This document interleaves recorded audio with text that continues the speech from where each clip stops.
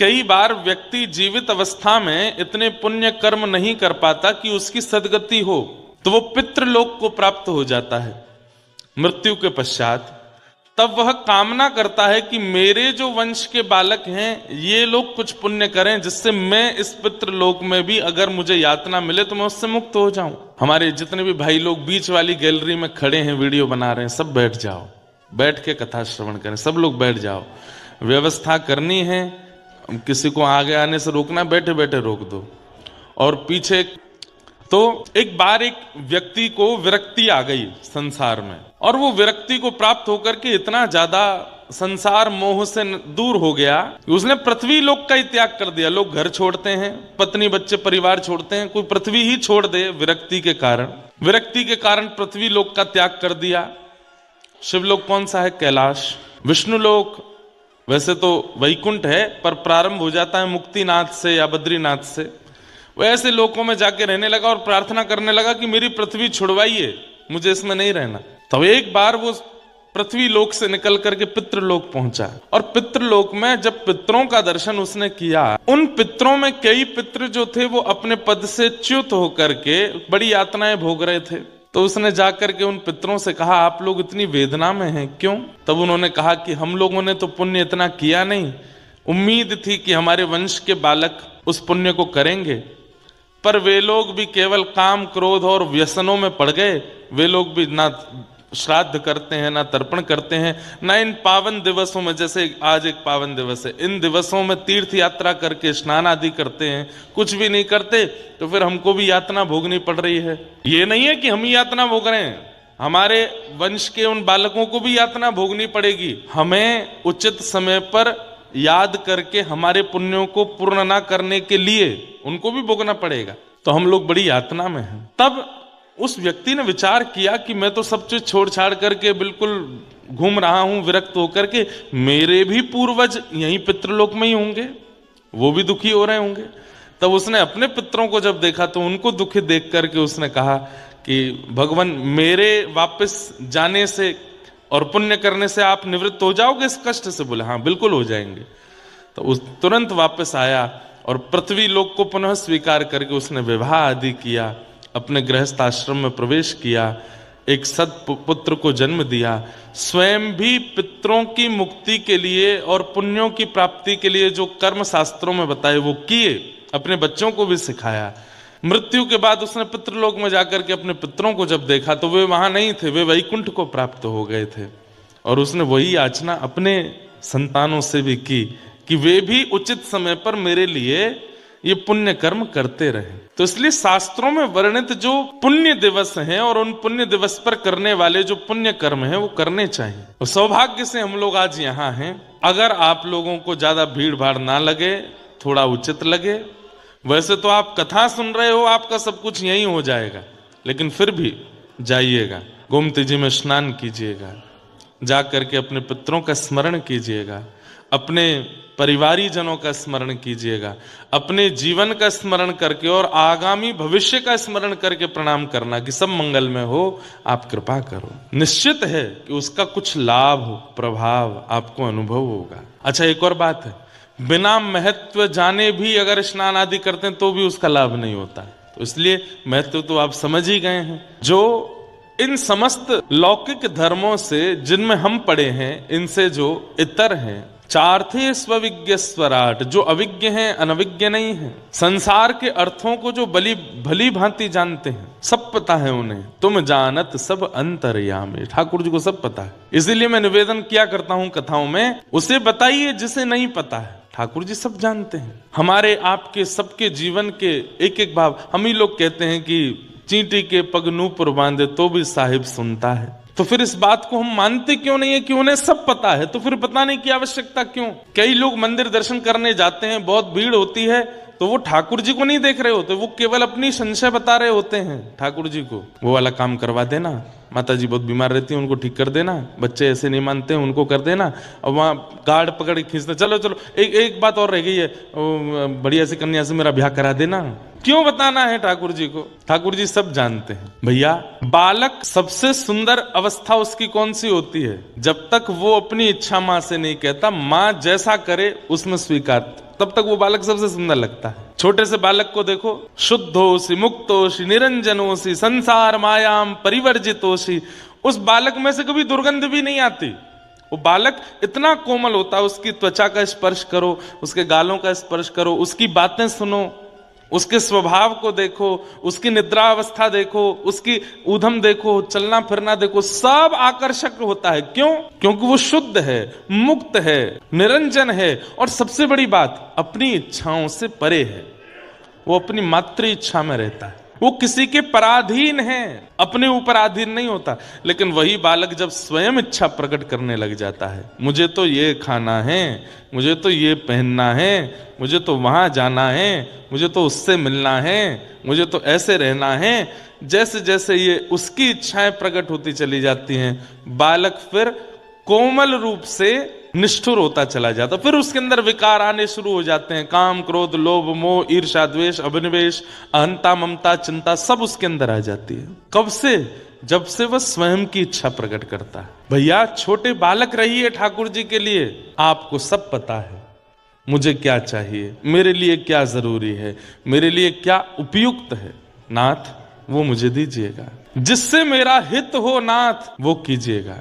गोस्वामी तुलसीदास जी महाराज की विनय पत्रिका में एक बहुत सुंदर पंक्ति है, पर वो उन्हीं खिलौनों को ज्यादा स्नेह देता है जो खिलौने उसको सुख देते हों। पर जो खिलौना उस बालक को सुख नहीं देता, जो खिलौना उस बालक को ज्यादा अच्छा नहीं लगता, वो बालक उस खिलौने को फेंक देता है। हम सब वो खिलौने हैं, हमने कभी राघव जी को सुख नहीं दिया, हमने कभी उनको प्रसन्न करने का प्रयास नहीं किया, बल्कि जिन जिन व्यवहारों से उनको बुरा लगता है वो सब हम करते हैं, वो सब हम करते हैं जिससे राघव जी को बहुत बुरा लगता है, वो सब हमारे अंदर हैं। लेकिन फिर भी हम जीवित हैं, हम चल रहे हैं, फिर रहे हैं, खा रहे हैं, पी रहे हैं, सो रहे हैं, और ये सब तो एक सामान्य बात है। पर इन सब के बीच में नैमिषारण्य आ रहे हैं, कथा सुनने का अवसर मिल रहा है, वृंदावन जाने का अवसर मिल रहा है, बरसाना जाने का अवसर मिल रहा है, कीर्तन सुनने का अवसर मिल रहा है। इसका मतलब क्या है? हम उनके योग के खिलौने नहीं है, लेकिन फिर भी वो कितने उदार हैं, हम पर कृपा कर रहे हैं। हमने कुछ ऐसा नहीं किया जिससे उनको प्रसन्नता होती हो, लेकिन फिर भी वो हम पर अनुग्रह कर रहे हैं। जटायु का, अरे जटायु को गति कौन सी मिली ये बाद की बात है, परंतु कितने बड़े आश्चर्य की बात है कि जिनके स्वयं पुत्र श्री राम हैं, उन दशरथ जी का अंतिम संस्कार राम जी ने नहीं किया, लेकिन गीध जो जाति का नहीं, वर्ण का नहीं, मानव नहीं, उसका संस्कार प्रभु श्री राम अपने हाथों से कर रहे हैं। पुत्र के द्वारा जो संस्कार, अंतिम संस्कार होता, उसकी बड़ी महिमा है, और वो भी प्रभु श्री राम। लेकिन दशरथ जी को भी वो सौभाग्य नहीं मिला कि राम उनका संस्कार कर सकते। लेकिन कहां वो गीध, वो मानव भी नहीं है, जाति प्रजाति का भी नहीं है, लेकिन उसके अंतिम संस्कार स्वयं श्री राम जी कर रहे हैं। उस समय हनुमान जी के नेत्र सजल हो गए, दूर चिंतन करते, जब राघव जी की लीला का चिंतन कर रहे थे प्रभु श्री हनुमान जी, तो चिंतन करके इतने भावुक हो गए, बोले कितना सौभाग्यशाली है वो जटायु। सबरी बोली मैं चली जाती आपकी आज्ञा मान के, पर मेरे गुरुदेव कह करके गए हैं कि प्रभु श्री राम इस कुटिया में आएंगे, जब तक वे नहीं आ जाते तब तक बस रहने का अवसर दे दो। सबरी के लिए एक दिन भारी पड़ रहा है, क्योंकि उस वन प्रदेश के संत जन रोज सुनाते हैं सबरी को कि तू निकल जाए यहां से, तेरे कारण हमारा भजन भंग हो रहा है, तेरे कारण सरोवर सूख रहे हैं, तेरे कारण ऐसा होता है, ऐसा होता है। इतनी विषम परिस्थिति में भी रोज सबरी मार्ग बुहारती है, सजाती है कि प्रभु श्री राम आएंगे। वर्षों की प्रतीक्षा के बाद प्रभु श्री राम आए। संतों ने कहा कि वो सबरी के यहाँ क्यों जाएंगे, वो तो हमारे यहाँ आएंगे।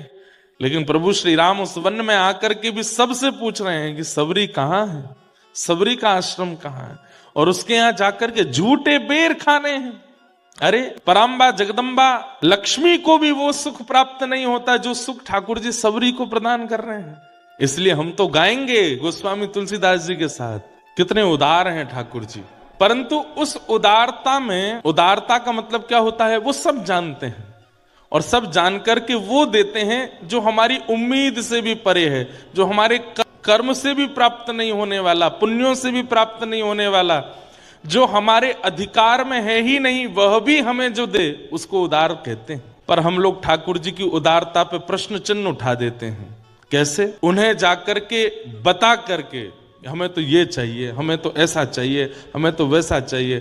ठाकुर जी कहते हैं हमको उदार कहते हैं सब लोग, लेकिन तुम चाहते हो कि तुम्हें यही मिले तो ठीक है, ये ले जाओ। और फिर पछताते हैं हम बाद में। जिस वस्तु को हमने ठाकुर जी से बड़ी याचनाएं मिन्नतें करके मांगा, याद रखिएगा, लिख लीजिएगा कहीं पर, अनेक व्रत अनुष्ठान करके, खूब भाग दौड़ करके, हाथों पर कपूर जला करके, नंगे पांव चल करके, पैरों में छाले कर करके हमने देवताओं से या भगवान से जिस किसी भी संसारी वस्तु की याचना की है, वो वस्तु मिल तो जाएगी पर वो बहुत सुख नहीं दे पाएगी आपको, क्योंकि वो आपने अपनी इच्छा से प्राप्त की है। ठाकुर जी के भरोसे रहो, आप जो देना चाहो नाथ दे दो, हमें सब स्वीकार है। आप चाहो तो योग्य पत्नी दीजिए, आप चाहो तो योग्य पत्नी मत दीजिए।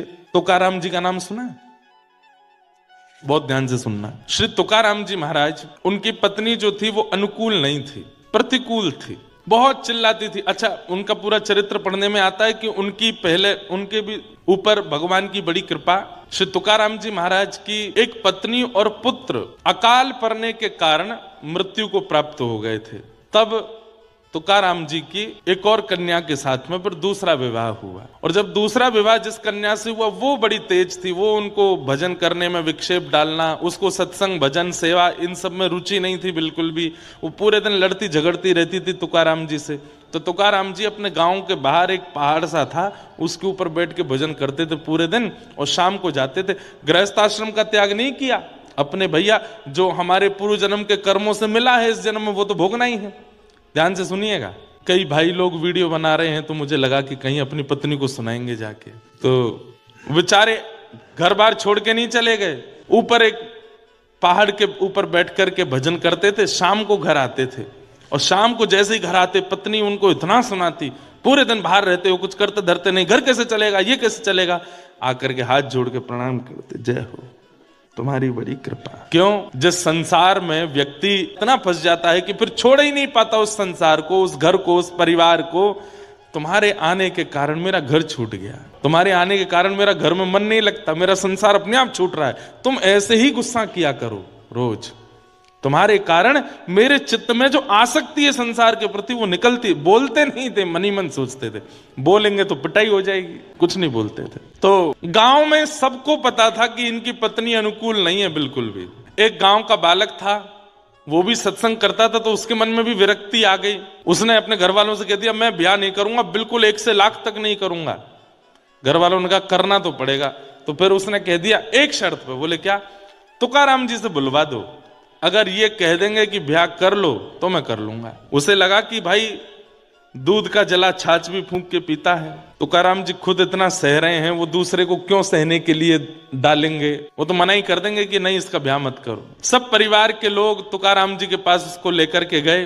तुकाराम जी से जाके कहा भैया देखिए ये हमारे घर का बालक है, सत्संग आदि करके इतनी विरक्ति आ गई, मना कर रहा है मैं ब्याह नहीं करूंगा। हमने बहुत कहा तो बोला तुकाराम जी बोल देंगे तो कर लूंगा, आप बोल दीजिए। तुकाराम जी बोले जितना जल्दी हो सके कर दो, और हम तो कह रहे हैं आज ही कर दो। घर वाले तो नाचने लगे, बोले अब तू बेटा फंस गया। अब तो देख दिए, इन्होंने भी कह दिया। घर वाले तो वहां से चले गए व्यवस्था करने। वो एकांत में जब रह गया तो रोते बोला नाथ, जब आप स्वयं इतना सह रहे हैं, आपका खुद का वैवाहिक जीवन इतना बड़ा जो है खतरनाक रूप ले चुका है, आपको मना करना चाहिए था, ये तो बहुत बड़ा अपराध किया आपने। जब आप जानते हैं कि ये सब कुछ होना निश्चित है मेरे साथ भी, तब आपने क्यों कह दिया मेरे घर वालों से कि ब्याह कर लो? कहीं मेरी पत्नी आपकी पत्नी की तरह आ गई तो? तुकाराम जी ने इतना सुंदर उत्तर दिया। तुकाराम जी बोले देखो अनुकूल पत्नी आ गई तो कहने ही क्या, जैसे तुम चाहते हो वैसी पत्नी आ गई तो दोनों मिलके भजन करना, और कहीं प्रतिकूल पत्नी आ गई तो एक गांव में 2 तुकाराम हो जाएंगे, मैं भी हूं तू भी है। भाई तुकाराम, मैं तुकाराम कैसे बना? आज छत्रपति शिवाजी महाराज तुकाराम जी का प्रवचन सुनने आते थे। सोचिए अगर आसपास के क्षेत्र में छत्रपति शिवाजी होते थे तो उनको पता चल जाता कि तुकाराम जी यही हैं, तो जाते थे, जाकर के उनका कीर्तन सुनते, प्रवचन सुनते थे। बोले आज इतने हजारों की तादाद में लोग कथा सुनने आते हैं, और कहां तक कहें पंढरपुर में तुकाराम जी का नाम लेने मात्र से श्री पंडरीनाथ भगवान चलित जैसे हो जाते हैं। ये तुकाराम निर्माण किससे हुआ? जीवन में एक विपरीत पत्नी होने की वजह से। भैया देखो ऐसा आवश्यक नहीं है कि हमारे जीवन में केवल अनुकूलता रहेगी तो ही सब कुछ अच्छा रहेगा ना। प्रतिकूलता बहुत कुछ सिखाती है, अनुकूलता सिखाती नहीं है। अनुकूलता आपको सुख देती है, लेकिन आपका निर्माण तो प्रतिकूल अवस्था ही करती है। इसलिए प्रतिकूलताओं का सम्मान किया कीजिए। प्रतिकूलताओं को आ जाएं जीवन में तो थोड़ा धैर्य धारण कीजिए। वो कुछ सिखाने के लिए आई है, आपको अच्छा मानव बनाने के लिए आई है। लेकिन हम चाहते हैं कि प्रतिकूलता जीवन में ना आवे, और उसी के लिए मंदिरों में मैं जाकर के देखता हूं, हनुमान जी के आगे इतने नारियल बंधे होते हैं, इतने सारे कपड़े बंधे होते हैं, इतने सारे धागे बंधे होते हैं। उन सब के पीछे क्या है? व्यक्ति ने प्रतिकूलताओं से भागने के लिए ही तो वो सब चीज बांध रखी है। नहीं, ठाकुर जी बड़े उदार हैं। एक बार बस जाकर के कह दो, अब नाथ मेरी कोई इच्छा ही नहीं है, जीवन में जो आएगा सब आपका प्रसाद है, आप जैसे चाहो मेरे जीवन को अब आप संभालिए। उस दिन के बाद अगले ही क्षण से आप देखना कितना आनंद लगेगा आपको। अरे महाराज चलते मोच भी आ जाएगी ना, तो वाह राम जी अच्छा मोच दे रहे हो, शायद इस मोच से कुछ भला करना होगा इसलिए दे रहे हो। हर स्थिति आपको अच्छी लगने लगेगी, आनंद लगने लगेगी। भक्ति के पथ पर चलने वाले व्यक्ति को इस भाव का तो स्वीकारीकरण करना चाहिए।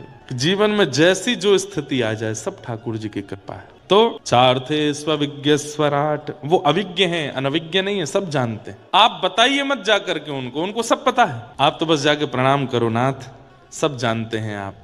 और ये भी मत कहो सब जानते हैं आप, बल्कि ठाकुर जी को प्रणाम करके कहो, ठाकुर जी इस संसार में मुझसे ज्यादा सुखी कोई नहीं है, मैं बहुत प्रसन्न हूं। ठाकुर जी तुरंत समझ जाएंगे अब ये गिरता हुआ आया है, चोट लगी है, इतना सब कुछ सह करके आया, लेकिन मेरे आगे आके क्या कह रहा है, मैं बहुत प्रसन्न हूं।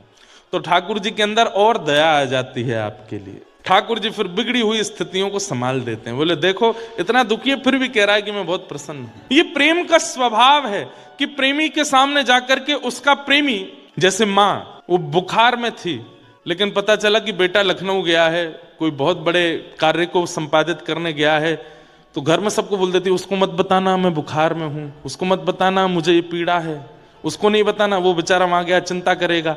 माँ बोल भी नहीं पा रही, लेकिन देखती है बेटे का फोन आया तो उठा, हाँ मैं ठीक हूं, हाँ बहुत बढ़िया, सब अच्छा आनंद में, ये खाया ये पिया ये सब किया। क्यों? क्योंकि उसका प्रेम ऐसा है, वो बताना नहीं चाहती अपने पुत्र को कि मैं कष्ट में हूं, मैं पीड़ा में हूं, वो चिंता करेगा। हमको ये बात तभी ठाकुर जी के लिए क्यों नहीं लगती कि हम अपना कष्ट बताएंगे तो उनको चिंता हो जाएगी। क्यों बता रहे हैं? नहीं बताना, नाथ हम बहुत प्रसन्न हैं, खूब आनंद में। अरे हम तो कहते हैं ठाकुर जी के आगे जाके 2-4 बार उछल लिया करो, थोड़ा नाच के दिखाया करो, देखो मुझसे ज्यादा प्रसन्न कोई नहीं है, मैं बहुत खुश हूं नाथ।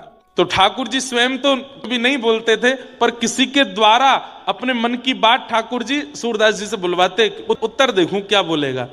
तो किसी ने जाके बोल दिया, सूरदास जी तुम्हारे नेत्र नहीं, भगवान ने तुमको नेत्र नहीं दिए, फिर भी तुम ठाकुर जी के आगे आकर के कहते हो तुम बहुत प्रसन्न हो। अरे भैया कैसी बात कर रहे हो तुम, ठाकुर जी ने मुझे नेत्र ना देकर के बहुत बड़ी कृपा की है। बोले क्यों? बोले भैया अगर सामने गड्ढा आ जाए तो नेत्र वाले की जिम्मेवारी बन जाती कि गड्ढा देख के संभल के चले, पर मेरे तो नेत्र ही नहीं है, क्योंकि मेरी जिम्मेवारी मुझ पे नहीं ठाकुर जी ने ले रखी है कि तो मैं बचाऊंगा।